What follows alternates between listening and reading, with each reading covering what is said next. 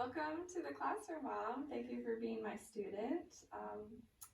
Before we begin this lesson, I'd like to ask you first, when we're sitting on the porch and we're watching the sunset, what colors do you typically see in the sky?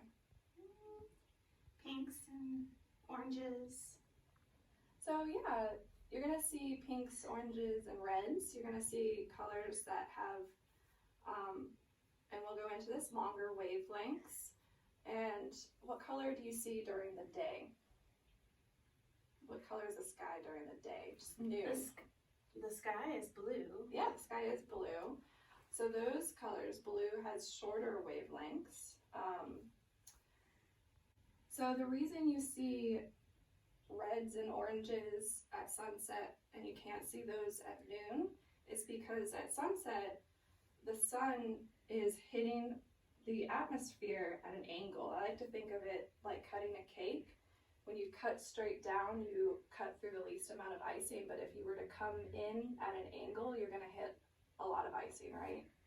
Right. So when the sun sets at a different angle, or when it sunsets, it's hitting the atmosphere at an angle where it's hitting more particles in the atmosphere, and those particles are bending the light, and that's called refraction. Can you say refraction? Refraction.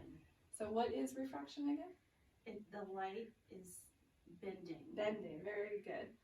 So to show you, going back to the colors having different wavelengths, remember I said that reds and oranges, closer to the red, they're going to have long wavelengths, and then blues, closer to blue color, they're going to have shorter wavelengths. And to demonstrate what a wavelength, short versus long, is going to look like, we're going to go over here, and I'm going to put this on the floor and show you the difference between long and short wavelength, all right? Okay.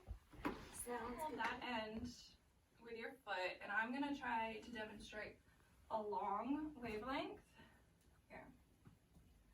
So this is going to be a longer wavelength, and then this is going to, so the longer is going to be associated with what color again? Those are the reds and then oranges. We're going to try to make them shorter. Do my best. So what are the shorter wavelengths? What colors are associated with shorter wavelengths? Like blues and purples? Exactly. This activity, we're actually going to turn off the lights and try to block out all the rest of the light. And I have just regular tap water in this clear pitcher, and what you're going to do when I turn off the lights is you're going to take the flashlight and shine it directly down into the glass and observe what happens to the light as it goes through the water.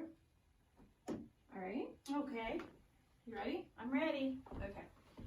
I'm going to sit down. So go ahead and shine it down into the water. Do you notice any changes in the light?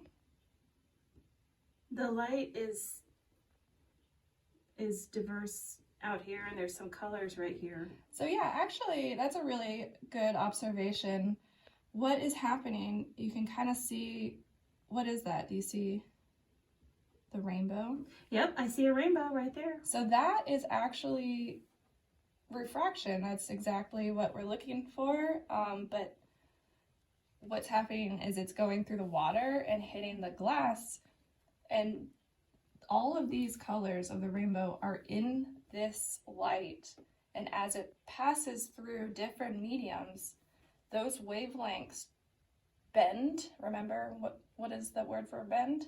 Refraction? Yep, they refract at different speeds according to their wavelength, and so when they come out of the medium, they actually separate away from each other because they're at different speeds. So the longer wavelengths, the reds, are going to refract not as much as the blues. So they separate, and that's why we see rainbows. Now for the next part of this experiment, I'm going to put a little bit of milk into this water. What do you think will happen to the light when there's milk in this water? Well, I know that it's going to be cloudy looking, so I would think the light is going to be darker. All right, let's see.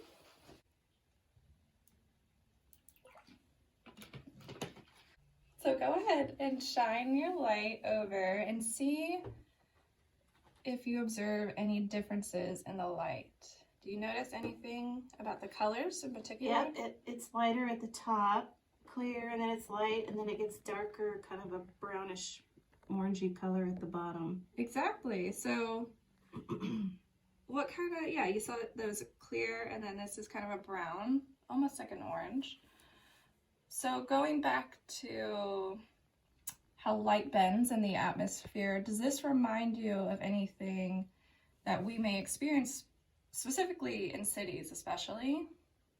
Well, like clouds or fog in the city, it looks like in Los Angeles, it has smog, that where the clouds actually aren't white, they're kind of this color. Exactly. So using this knowledge that we have of how chemicals refract light, we can actually see our effect on air pollution and our impact. So yeah. Yeah. Great. Well, thank you again, Mom. Oh, thank you.